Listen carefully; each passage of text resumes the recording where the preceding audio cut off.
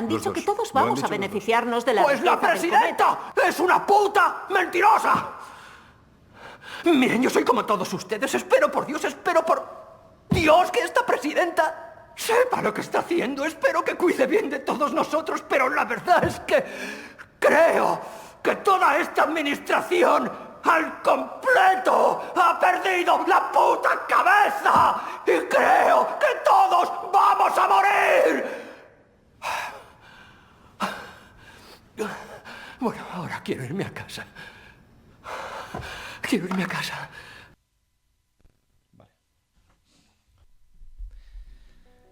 El capítulo de hoy lo comenzamos con este fragmento de la película No mires arriba. Fragmento en el que el científico interpretado por Leonardo DiCaprio perdía los papeles y hablaba claramente a la televisión de las fatales consecuencias de anteponer un beneficio económico ante la vida de las personas. ¿Desviamos el cometa que se dirige a la Tierra o nos esperamos y extraemos los minerales que tiene? Bueno, creemos que es adecuado, debido a que hoy vamos a hablar sobre cómo se ha llevado la tragedia climática que ocurrió en Valencia el pasado 29 de octubre. Pero, ¿por qué vamos a hablar de esto? Si en las redes sociales y los medios de comunicación se ha llegado a una saturación informativa que al final solo ha conseguido desinformar y hasta desensibilizar. Bueno, nosotros nos hicimos la misma pregunta hasta dar con la siguiente cuestión. ¿Cómo se ha tratado esta crisis? Bueno, creemos que a estas alturas es sano alejarse de ese ruido y hacer un balance de cómo nuestro sistema se ha encargado de solucionar dicha crisis. Arrojaremos algo de luz sobre la situación actual y de paso vamos a destacar algunas noticias que creemos que son más importantes que la telenovela que nos cuentan en los telediarios. Y para esto nos acompaña, como no, Dani. Muy buenas, Dani. Un placer, Jaime. Gracias por estar de nuevo frente al micrófono. Y para finalizar también abordaremos otra desgracia que ha brillado por su ausencia en los medios. Vamos a hablar de la desgracia animal, que son miles de vidas que también sienten y padecen, y que ha trascendido al último de los problemas. Y para esto contamos con María. ¿Cómo estamos, María? Hola, buenas, Jaime. Muchas gracias por estar con nosotros, que sabemos que eres una persona que siempre ha dedicado parte de su vida a cuidar de los animales. La muerte nos acecha en la oscuridad, la locura y la tristeza. Sigue creciendo un poco más, es sinónimo de empresa. No tener tu propia identidad y mi vida se consume, ya no puedo respirar. La soledad me frena. Para abordar este tema, creo que es importante recordar y empezar por lo básico, porque hemos visto responsables políticos de un lado y de otro de que nadie esperaba que iba a caer tanta lluvia. Y bueno, más allá de la EMET desmintiendo a Amazon, que es un episodio que ya todo el mundo se conoce, Dani, ¿desde cuándo se sabía que donde se produjo la inundación era precisamente una zona inundable? Pues la Directiva Marco de Inundaciones de 2007 o la Normativa Valenciana del Patricova del 2003 decían que había un riesgo innegable de inundación precisamente en esas zonas y que había que acometer una serie de medidas para disminuirlo. Más allá, incluso en el 2007 se aprobó un plan de gestión para aplicar unas soluciones, pero desde entonces, desde que se aprobó, está parado. Vamos, que nunca se ha aplicado. Entonces se sabía como mínimo del 2003 y se estableció un plan para tomar medidas desde el 2007, pero no se ha hecho nada. Incluso de las 75.000 viviendas que se han visto afectadas, 3 de cada 10 se sabía que se iban a construir en una zona inundable y a pesar de eso se construyeron precisamente en la burbuja inmobiliaria. O sea, que me estás diciendo que se sabía desde 2003 que había un riesgo innegable de la inundación en esa zona. Efectivamente. Y habría que preguntarnos, entonces, ¿por qué se permitió construir viviendas en esa zona? Claro, porque desde 2003 hasta hoy se ha construido allí a sabiendas de que era inundable. Efectivamente, sí es lo que he comentado al principio. 3 de cada 10 viviendas de las que se han visto afectadas se construyeron cuando ya se sabía que era una zona inundable. Pues, ¿por qué se ha construido a pesar de eso? Pues, por un lado, por los 900.000 millones de euros que se llevaron las constructoras con la construcción de esas viviendas. Por otro lado, por los beneficios a raíz de las corruptelas urbanísticas que se llevaron a cabo en esa etapa precisamente, y también, por otro lado, porque al final las entidades bancarias se aprovecharon también económicamente de esa situación por la concesión de los préstamos hipotecarios. O sea que hay 3 aristas de esa historia que se han visto muy beneficiadas por la construcción de esas casas. Se sabía hace 22 años y a sabiendas se construyó porque había dinerillo. Vale, pasando a otro tema, concretamente el momento en el que empezó a suceder todo, creo que a todos los que trabajamos pues nos preocupa porque había trabajadores de servicio en el momento en el que sucedió todo. Vamos a recordar los vídeos del camión del Mercadona, ¿vale? Encallado en medio de la riada. Otro vídeo de un camión de reparto de DHL que se aventuraba a un sinfín de agua. Y ni hablar de tantos testimonios como de los trabajadores que volvían a casa y tuvieron que buscar refugio en el tejado de su coche con la esperanza que la riada fuera a menos en medio de la nada. Y aún así, a pesar de todo esto, el pasado noviembre, Salvador Navarro, que es el presidente de la patronal de la Comunidad de Valencia, declaraba lo siguiente en la cadena SER. Lo primero que hacemos nosotros es proteger a nuestros empleados porque es la base significativa de nuestro quehacer, y en este sentido, pues como suele pasar y estamos viendo actos de rapiña, ¿no? Lamentablemente siempre hay personas que aprovechan situaciones en detrimento, ¿no? Y en ese sentido, lo que tengo que decir es que el comportamiento empresarial ha sido ejemplar, y desde luego lo que hemos procurado en todo momento es cuidar nuestra base del personal, que es la base, repito, importante. El comportamiento empresarial durante la Dana fue ejemplar. Pues quitando los adjetivos que se merece este tipo de personas, después de haber sufrido lo que se ha sufrido, recordemos precisamente que las autoridades locales confirmaron el miércoles 30 de octubre que cerca de 800 trabajadores quedaron atrapados en los parques empresariales que estaban aguas arriba del río Turia.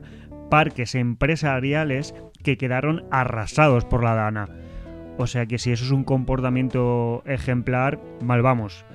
Y además, aparte de que eso, entre otros cientos de noticias que corroboran que efectivamente los trabajadores estaban en su puesto de trabajo y que solo se empezaron a ir, o más bien se les dijo que se podían empezar a ir cuando recibieron la alerta en el móvil a las 8:12 de la tarde y no antes, es que no se ha aplicado en ningún momento el artículo 21 de la Ley de Prevención de Riesgos Laborales, donde dice que si los trabajadores están sufriendo un riesgo grave o tienen la previsión de que se van a encontrar en una situación donde hay un riesgo grave e inminente, cosa que se sabía desde primera hora de la mañana, cuando la EMET a las 9 y poco de la mañana dijo que había alerta roja para toda la Comunidad Valenciana, no hicieron nada las empresas para cuidar de sus trabajadores, no aplicaron ese artículo que debería proteger a los trabajadores.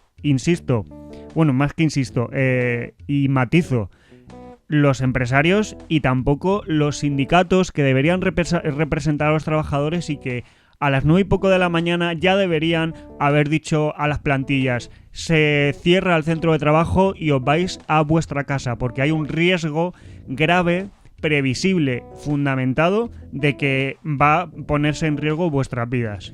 O sea, me estás diciendo que un sindicato puede anteponerse en una situación de esta y adelantarse, aunque ni la patronal, ni el gobierno, ni nadie diga que no se puede ir a trabajar porque puede peligrar tu vida. Efectivamente, el Comité de Seguridad y Salud de las empresas, donde hay comité de empresa, por ejemplo, Mercadona, Inditex, Globo, Aquaservice, pueden tomar esa medida, tienen la capacidad legal de tomar esa medida, aunque luego tengan que dar explicaciones, pero es que había una base muy fundamentada y muy fuerte de que les amparaba para tomar esa decisión. Y aún así, aunque luego tengan que dar explicaciones que les pueda costar un poco el sueño, estamos hablando de que la EMET no es un tuitero sin más, es una agencia con conocimientos suficientes como para cuando decreta una alerta roja lo haga con fundamento y con cabeza. Hemos escuchado en el audio también esa colaboración que había entre el Ministerio de Trabajo y la patronal, esas amenazas que hubo, entre comillas, por parte del Ministerio de Trabajo a las empresas diciendo que iban a mandar a las inspecciones de trabajo por si habían incumplido alguna ley. Ha habido cientos de sanciones, tengo entendido. Cientos de sanciones, pero que se ha traducido ¿en qué? En que los trabajadores no han sufrido un riesgo y no han puesto en riesgo su vida y su salud. No, las soluciones o la justicia cuando llega tarde no es justicia. Eso es a lo que me refiero. Muchas amenazas, pero que al final, a efectos prácticos, no soluciona el problema en este caso, de los trabajadores de Valencia. Eso es lo que quería matizar. Entiendo. Y hablando de los patrones, creo recordar que el 9 de diciembre se celebró una misa en la Catedral de Valencia para conmemorar a los fallecidos de la Dana. Y entre los visitantes apareció Juan Roig, el presidente del Mercadona. No sé qué opina Dani de que haya sido recibido entre aplausos. Pues de este personaje, primero habría que recordar, si es que alguien no lo sabe ya, qué tipo de empresario es. Estamos hablando de que en su empresa se vulnera el derecho a la conciliación laboral de manera sistemática, denegando concreciones horarias sin motivo legal. Hay cientos y cientos de denuncias de ese carácter. También hacen un uso fraudulento del despido disciplinario para encubrir sus políticas antisindicales, cosa que no es exclusiva de Mercadona, pero por supuesto que es criticable que lo hagan. También tienen prácticas recurrentes de acoso a quien está de baja médica para que se reincorpore aunque no esté recuperado. Eso, partiendo de esas premisas, a eso hay que sumarle de que efectivamente vimos evidencias de cuál era la política que tuvo Mercadona durante la Dana con ese camión y otros durante la catástrofe. Entonces es innegable de que él ha sido partícipe del sufrimiento y de la pérdida de vidas de valencianos.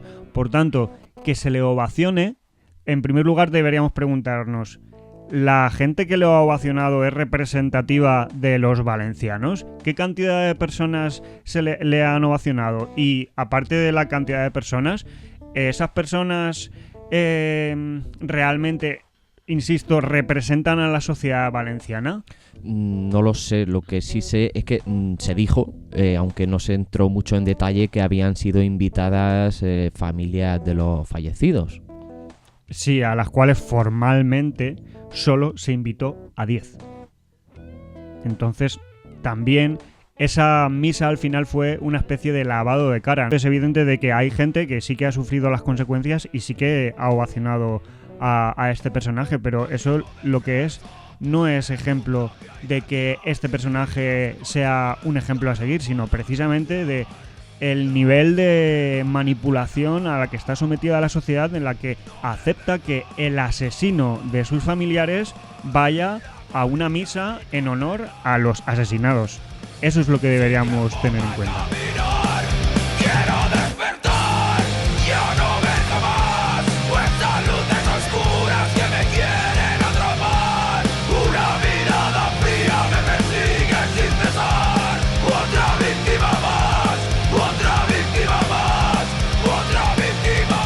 Ok, bueno, quiero destacar que hay cosas buenas, ¿no? En este episodio, lo poco que se pueda rascar, y es la ayuda que ha proporcionado la población, tanto económica como presencialmente, como vosotros que fuisteis para allá también.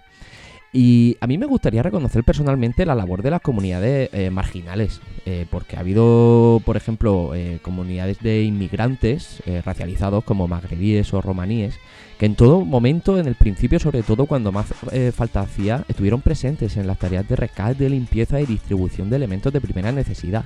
Pero lo único que sabemos lo sabemos por vídeos anónimos publicados en las fechas del momento por las redes sociales. Porque es que yo no recuerdo en un contexto de auge del racismo ni un solo minuto de mención en los medios de comunicación tradicionales. O sea, lo único que sabemos es por lo que he dicho, por los vídeos anónimos.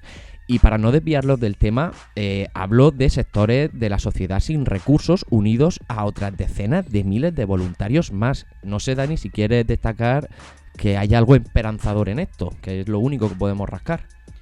Sí, efectivamente esto nos muestra que el hecho de que miles y miles de voluntarios, por ejemplo, que solo el día 2 de noviembre se presentaran cerca de 100.000 voluntarios en la Ciudad de las Artes y las Ciencias de Valencia, es ejemplo de que, por un lado, es parte de nuestra esencia como ser humanos la solidaridad. A diferencia de lo que nos intentan hacer creer de que forma parte de nuestra esencia el egoísmo y la avaricia, al contrario. Toda esta gente no tenía nada que ganar, fue allí de manera voluntaria a aportar a algo que directamente sabía que su participación iba a dar frutos, porque precisamente si no hubiera sido por esos miles y miles de voluntarios que se presentaron ahí el día después, la gente estaría todavía en la mierda. Aparte de la situación grave en la que todavía se encuentran, pues estarían aún peor, porque la gente a lo que se dedicaba era a vaciar garajes, a limpiar calles, a llevar comida a gente que vivía sola y no podía salir de la zona en la que estaban, pasando por cientos y cientos de coches que estaban amontonados en las calles, gente que no tenía medicación y necesitaba, gente que tenía necesidades médicas y no estaban cubiertas porque quien debía poner los recursos necesarios para que las personas estuvieran en un estado, en ese tipo de situaciones más o menos aceptables, no los puso. Entonces, evidentemente, eso es admirable y nos tiene que servir como ejemplo de que esta sociedad o la clase trabajadora, cuando quiere, puede hacer mucho más de lo que le dicen que puede hacer. Claro, porque lo que me has dicho hasta ahora es que la ayuda no pudo ir al momento en el que más se necesitaba, que era al inicio, pero para hacer balance a día de hoy, en fecha de enero de 2025, la suma de todas las ayudas por parte de las administraciones públicas para limpieza, reconstrucción, ascienden a más de 1.000 millones de euros. No sé, Dani, si se considera suficiente, si con eso se puede paliar todo lo perdido, o simplemente saber hoy, en enero, cuál es el balance actual de la limpieza y la reconstrucción. Nosotros fuimos allí a Valencia, si no recuerdo mal fue el día 4 de enero, porque es muy complicado a través de internet intentar ver cuál es la situación real en la que se encuentran los valencianos, y vimos cosas que nos demuestran que de normalidad ninguna. Por ejemplo, fuimos a Paiporta, Picaña, Massanassa y Chiva, y denominador común de todas ellas es que barro seco había por muchos lados. Barro seco que se traduce en polvo, y polvo que se traduce en una mala calidad del aire. Incluso, si no recuerdo mal, hay un estudio relativamente reciente sobre la calidad del aire de allí que dice que la calidad del aire que hay en esas zonas es peor incluso que la calidad del aire que hay en la M30, cuando la M30 ya es una mierda. Ejemplo también de que esa calidad del aire es pésima es que precisamente desde el Ministerio de Sanidad se dijo que era recomendable que la Comunidad Valenciana decretara el uso obligatorio de mascarilla. Entonces, normalidad ninguna. Luego, por otro lado, también es llamativo el hecho de que viéramos generadores de luz a nivel general con focos para que haya luz por la noche, porque entiendo que hay cortes de luz, si es que directamente no hay luz en algunas zonas, y que hubiera también generadores en zonas como en las entidades bancarias. Entiendo que lo hacen porque es evidente que hay cortes de luz y necesitan eso para proteger sus queridas entidades bancarias. Y luego vimos entre pueblos, entre Picaña y Paiporta, por ejemplo, o incluso dentro de la población, que descampados, antes que eran descampados vacíos, ahora se han convertido en vertederos improvisados que, según he estado viendo, estamos hablando de 60 descampados con vertederos improvisados y con miles y miles de coches amontonados. Que eso, por un lado, afecta al medio ambiente, por otro lado, afecta a la salud de la población, porque en cuanto empieza a hacer más calor, porque eso no va a desaparecer de ahí de un día para otro, en cuanto empieza a hacer calor va a haber un olor más insoportable del que ya hay, y psicológicamente hablando, eso también le recuerda a los valencianos de que no viven amparados ni respaldados por un Estado, por una comunidad o por un ayuntamiento que se supone que está a su servicio. Porque ese tipo de panorama, cuando miras por la ventana, es desolador, sinceramente. Lo que al final nosotros sacamos en conclusión es que no han usado todos los recursos que tiene el Estado, porque esta situación es una oportunidad de negocio para las empresas. ¿A qué te refieres que es una oportunidad de negocio para las empresas? Pues me refiero básicamente a los contratos que ha formalizado la Generalitat Valenciana. Hablamos, por ejemplo, de que la Generalitat Valenciana ha tramitado 500 contratos de emergencia. Se ha contratado empresas para la limpieza de garajes por 6,85 millones de euros de manera inicial, que ya se dijo en esa noticia de que se iba a ampliar conforme se necesitase. También hablamos de que la Generalitat ha adjudicado un contrato por casi 1 millón de euros para limpiar los residuos de la Dana. Y hablamos también de otros contratos que se formalizaron en un inicio sin ni siquiera abrirlo a concurso público, supuestamente por esa emergencia, que incluso ha supuesto que se formalicen los contratos con empresas que tienen casos de corrupción. O sea que me estás diciendo que parte de esos 1.000 millones de euros que hablábamos antes, una buena mordida se ha ido por todos estos lados. Efectivamente. A mí me recuerda esto a un hecho similar, y es el huracán Katrina que pasó en el 2004 en Estados Unidos. ¿Por qué me recuerda esto? Pues porque en el verano del 2004, más de un año antes de que el Katrina golpeara a Estados Unidos, el estado de Luisiana solicitó fondos a la FEMA, a la agencia que se encarga de las catástrofes, de las emergencias, para desarrollar un exhaustivo plan de contingencia para el potente huracán, con el objetivo de hacer las consecuencias del desastre menos devastadoras. Lo que aquí estábamos hablando al principio de que sabíamos desde el 2007, pues por ahí van los tiros. Igual. La petición, como no, fue rechazada. Sin embargo, ese mismo verano, la FEMA concedió un contrato de $500.000 a una empresa privada que se encargó únicamente de idear un plan para decirle a la población cómo debía actuar cuando llegara el huracán. Aquí es donde empezó el chorreo de dinero público.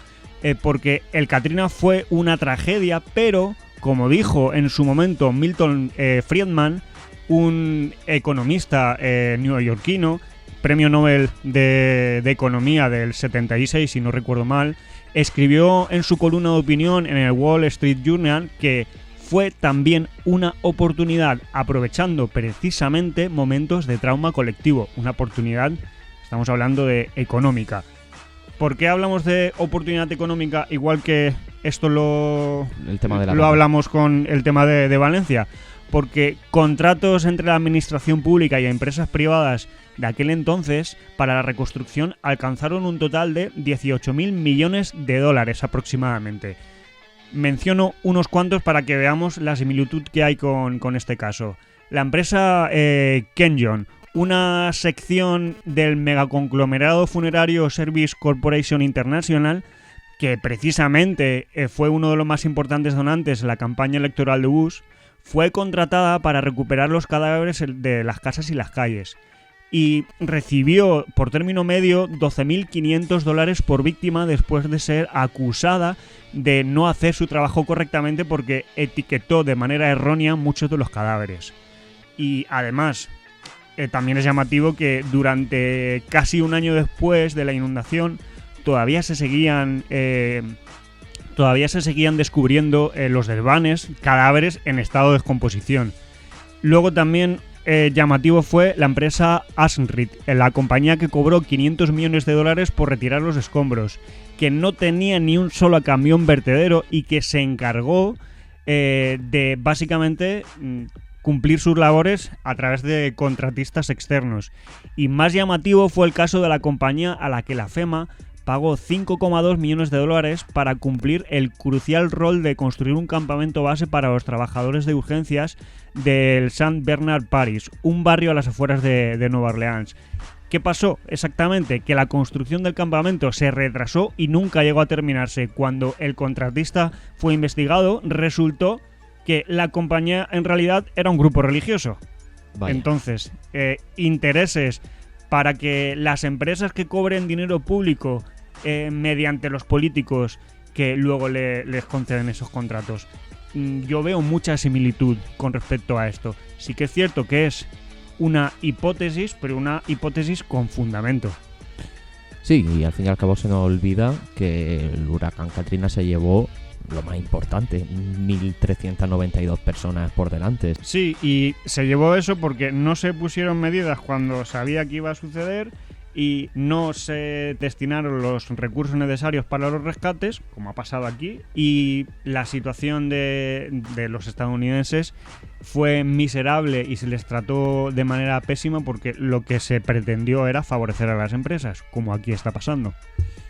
Claro, y luego es obvio que la gente pues tenga descontento, ¿no?, con todas estas cosas. Todos recordamos la manifestación. Y sin embargo, el telediario del día siguiente de la manifestación de esa noche, creo que todos recordamos pues, una mención muy breve a la respuesta policial de esa manifestación que estaba protegiendo el ayuntamiento. Si hemos estado pendientes a las redes sociales, esa noche se vieron muchos vídeos de cargas policiales, y no solo cargas, sino también persecuciones por las calles cercanas, cuando ya estaban lejos del ayuntamiento. Entonces, lo que dijeron los medios de comunicación, hablo de Radio Televisión Española sobre todo, que digamos que es la más progresista, entre comillas, de todos los noticiarios que tenemos a día de hoy, se quedaron en que hubo tensiones. Hubo tensiones con la policía. ¿Eso fue así? ¿Solo hubo tensiones? Bueno, discrepo del progresismo de esa cadena, por un lado, y luego hubo cargas policiales. Pero es que encima no fueron producto de una actitud violenta de los manifestantes. Fue producto de que precisamente la policía, que nosotros estuvimos ahí presentes, estaba calentando la situación para que la gente se pusiera nerviosa y para que infiltrados o no infiltrados cogieran y tiraran algo a la policía y eso fuera el detonante que necesitaban ellos para empezar a cargar. O sea, fueron ellos los que generaron esa situación. Y encima los miserables cogieron y pisaron la ofrenda floral que había delante del ayuntamiento. No la pisaron porque fuera de noche y había mucha gente y no lo vieron, no. Se veía perfectamente porque era una zona en la cual no había nadie, porque nadie iba a pisar eso. Pues la policía lo que hizo fue pisarlo y, bajo mi punto de vista, eso lo hizo para calentar más a la gente. Porque si se calientan tienen ahí el pretexto para coger y cargar y disuadir la manifestación, que imagino que es lo que pretenden, a pesar de tomar estas medidas tan poco éticas.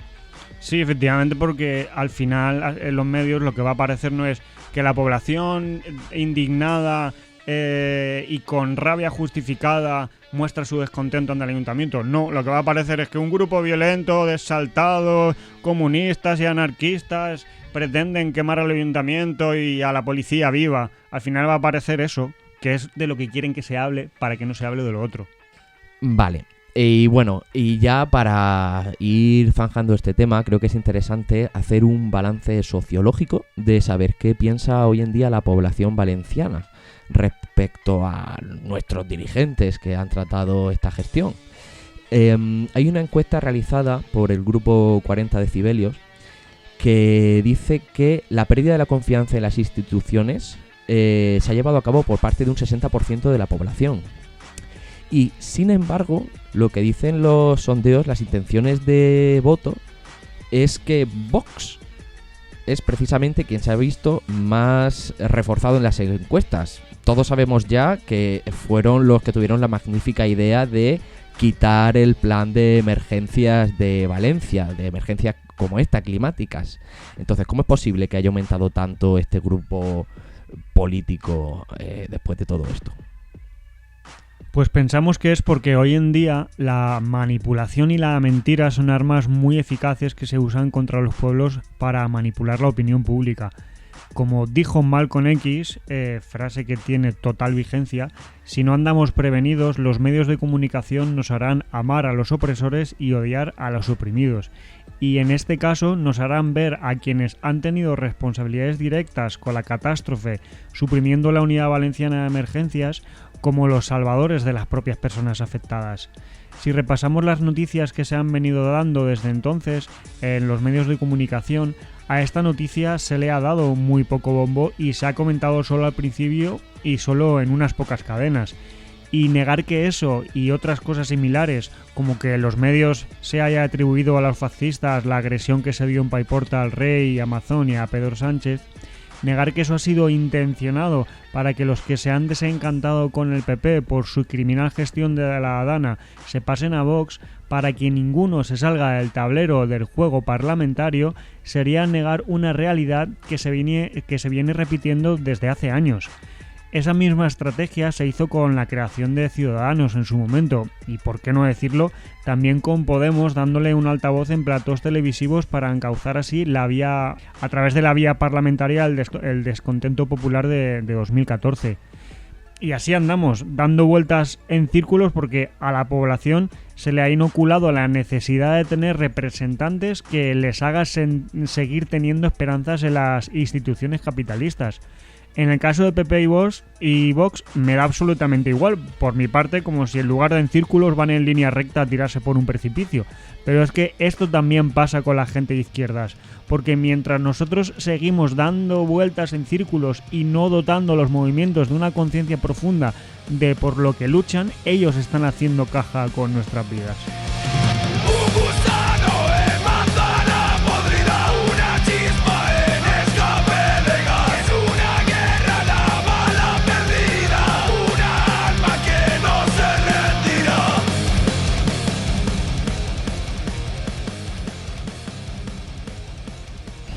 Bueno, pues hemos hablado sobre la tragedia que nos acontece a los trabajadores, a las personas normales y corrientes, que concretamente, por desgracia, son 223 las personas que se ha llevado por delante esta desgracia debido a las negligencias que estamos viendo. Una negligencia que por lo que parece ser es sistémica. Sin embargo, es que no son las únicas vidas que esto se ha llevado por delante. Quiero recordar que el mundo animal también ha sufrido un revés irrecuperable. Me encantaría dar datos del tema, pero es que hay tan poca visibilidad respecto a esto que apenas los conocemos. Y bueno, y volvemos con María, que como he dicho al principio siempre ha estado implicada en protectoras de animales y creo que tiene contactos con las asociaciones de la zona afectada.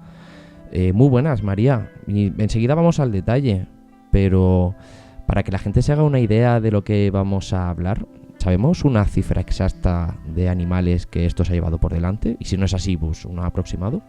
Hola Jaime, pues a ver, actualmente cifras actuales de animales que han perdido la vida por las inundaciones no tenemos.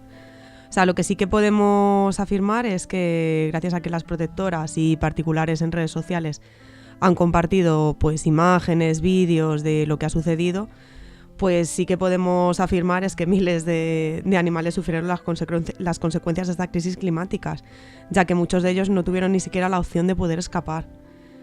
Por ejemplo, existen muchas protectoras de animales que tienen refugios físicos, que en este caso se suelen encontrar en medio del campo o en zonas más rurales, que claro, estos refugios pues cuando llovió pues se inundaron y muchos de los animales pues murieron, ¿no? Incluso también algunas asociaciones pues estos refugios los tienen, si son en núcleos urbanos, en pisos bajos, que como sabemos todos el agua llegó a más de 3 metros. existen también casos más sangrantes como son los de los criaderos de animales. Lo que se dedican a hacer es tener a estos pobres animales hacinados en fincas, pues en medio de la nada, y que claro, obviamente pues no se iban a molestar ni en sacar, porque ¿para qué van a ir a rescatarles si pueden tener otro más adelante y seguir haciendo un beneficio económico de la cría? Luego también vi unas imágenes muy duras que en el centro comercial Bonaire, la tienda, de hecho voy a dar el nombre, el Kiwoko, dejaron a animales, porque allí sí que se pueden vender todavía roedores, dejaron a los animales en las jaulas. Entonces se marcharon y claro, muchos de ellos se ahogaron. A los 3 días o así entraron voluntarios y se encontraron unos 16 animales abandonados, sin agua ni comida, y que estaban encerrados junto a los cadáveres de sus compañeros en las jaulas. O sea, esos pobres habrían tenido suerte y por el motivo que fuera, pues habrían podido subir un poquito más alto en la jaula y nos ahogaron. Y esto es solo un ejemplo de una tienda en concreto. Claro. Esto es solo un ejemplo, o sea, pues evidentemente las tiendas de animales, pajarerías, en roedores, pues habrá miles de casos. Y luego ya pues tenemos los casos todavía más sangrantes, que son los pobres perros de caza o los animales de la industria ganadera, que ellos directamente es que les dejaron morir, o sea, ni les abrieron las jaulas ni les dejaron encerrados, pues para que pudieran cobrar las indemnizaciones de las aseguradoras y las ayudas que más adelante después de las instituciones. Claro, porque si yo soy ganadero y veo que se viene una riada y que va a afectar a todas mis cabezas de ganado, ¿cómo debería actuar? O sea, porque ahí imagino que hay una dicotomía entre, evidentemente, lo veo como un bien de servicio, y no sé si hay alguna forma de actuar de la mejor manera posible, de la forma más humana. Bueno, yo te puedo poner un buen ejemplo de cómo no actuar si pasan estas cosas, y podríamos remitirnos a las inundaciones que se produjeron en el 2015 en el río Ebro. En el 2015 se produjo una crecida del río que inundó más de 20.000 hectáreas en Aragón, entre las que se encontraban múltiples explotaciones ganaderas. Pues fueron encontrados más de 10.000 animales muertos porque les habían dejado lo mismo, encerrados sin posibilidad de escapatoria. Entonces, si ya la industria ganadera de por sí es poco ética, porque estás tratando con vidas, por lo menos no les dejes condenados a la muerte sin posibilidad de escapatoria, para poder cobrar después indemnizaciones, ayudas, al menos pues dejarles la puerta abierta y que el pobre animal pues pueda escapar, tenga una oportunidad. Vale, porque no sé si existe algún protocolo específico para que se traten de salvar vidas animales. Me refiero por parte de instituciones o yo qué sé, de alguna asociación con mucho poder que haya dicho, para estas situaciones se puede actuar así, así y así. ¿Existe un protocolo o no existe protocolo para estos casos? No, en España no. O sea, por ejemplo, sé que en Portugal está el IRA, que es un cuerpo especializado para el rescate de animales, pero en España no. Qué bueno. O sea, de hecho, vinieron a ayudar aquí a los animales de la DANA. Y bueno, lo único que existe en este país para poder ayudar a los animales es el valor y la empatía de la gente, que les amamos y que muchas veces nos hemos metido en situaciones que han hecho peligrar nuestra integridad física para rescatar a lo que la gente dice es que es solo un perro, es solo un gato. Sí que conozco a que se llaman Los Cuatro de la Empanadilla y David San Martín, que estos sí que están acostumbrados a atender rescates de animales en situaciones muy críticas, pues un animal en las vías del metro, un animal que se ha caído en el río Manzanares, pero claro, no tienen capacidad, no dejan de ser particulares, no tienen capacidad son física. Voluntarios por amor al arte y a la vida de los animales que se han organizado para hacer frente a estas cosas. Oye, efectivamente. Pues es interesante, por ahí se podría ir tirando de un hilo, ¿no? ¿Te imaginas que reciben financiación y les dan pues libertad para actuar de esa forma? Estaría bueno. Y bueno, había hablado antes de la situación de las protectoras de animales. Tú que tienes tantos contactos en ese mundo, no sé si conoces a alguien que lo haya vivido de primera mano.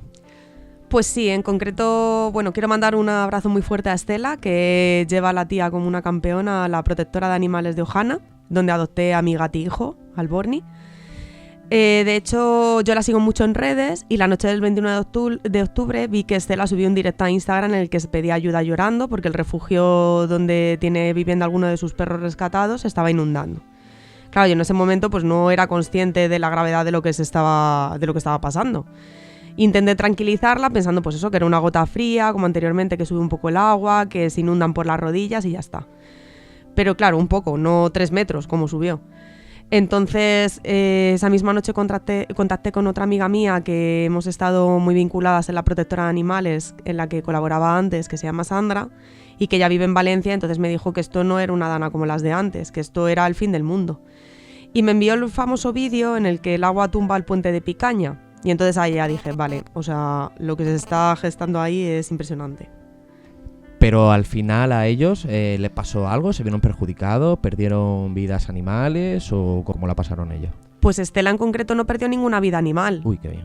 Pero claro, había animales que estaban en el refugio y en otros refugios que sí que se ahogaron. Ay. O sea, y luego muchos animales de particulares que los tienen como cuidando la finca, pues que también están atados y se ahogaron. Joder. Claro, no sé si en este mundo animalista hay algo bueno que destacar. Alguien que haya arrimado realmente el hombro y que se haya deslomado por preocuparse por esto, porque en el momento del principio era muy importante, ¿no? Evidentemente, atender a toda la gente que lo necesitaba, a través de las redes sociales, intentar conectar a la peña que necesitaba ayuda con la que ofrecía ayuda. Pero respecto al mundo animal, no sé si alguien dijo, vamos a encargarnos de esto exclusivamente, que parece ser que nadie se está encargando. Pues a ver, en mis más de 15 años de activismo, o sea, he descubierto que esto es un mundo, o sea, que aparece gente que quiere rescatar y ayudar a los animales de muchísimos sitios y formamos una red muy potente.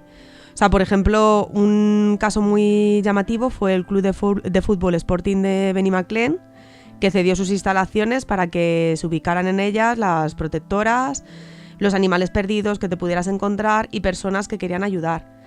Además, en ese espacio se aceptaban todo tipo de donaciones para ayudar a los animales afectados, porque claro, también muchos de ellos se pusieron enfermos del barro, entonces había gente que iban veterinarios, podías llevar medicamentos, pienso de tratamiento, y si te encontrabas pues algún animal perdido, pues lo podías llevar allí y la familia que hubiera perdido un animal podía ir allí a reclamarlo. Pues bravo por el Sporting de Benimaclet, porque no se lo esperaba a nadie, un equipo de fútbol femenino, y ahí estuvieron, arrimando el hombro. Solo soy un mono de feria, un juguete mal usado, una pieza de su juego, maltratado y desechado, muerto en vidas como estoy, en mi campo de concentración. Mamá, papá, no se encuentra por ningún lugar. ¿Dónde está mi querida libertad? Y bueno, al fin y al cabo estamos hablando de vidas animales y humanas, antes que el beneficio económico. Porque es que esto es una realidad que estamos contando aquí a base de hechos y datos. La pregunta es si merece la pena sostener este modelo. Porque es que hemos visto que tenemos una capacidad de solidaridad, de echarse a la calle, de viajar medio país para echar una mano de forma desinteresada. Pero claro, luego volvemos a nuestra casa y todo sigue igual. Porque evidentemente si no eres de Valencia no deberías preocuparte. Pero es que este problema no es exclusivo de Valencia.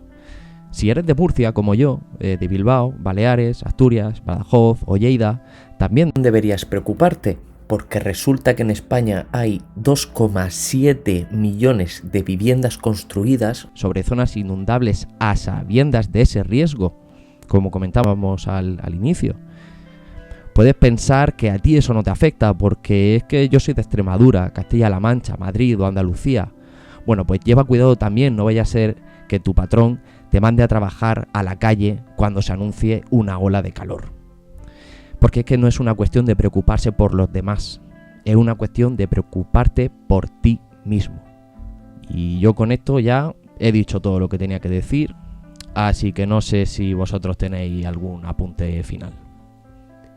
Bueno, pues yo quería decir que las instituciones se pongan las pilas, que eliminen los recursos económicos que aportan para el maltrato animal, como son los toros y otro tipo de espectáculos que conllevan un maltrato animal, que financien a las protectoras, les den un refugio donde puedan atender a los animales, ya que ellos no lo están haciendo, pues por lo menos quien lo haga, que pueda hacerlo bien y no tenga que deslomarse.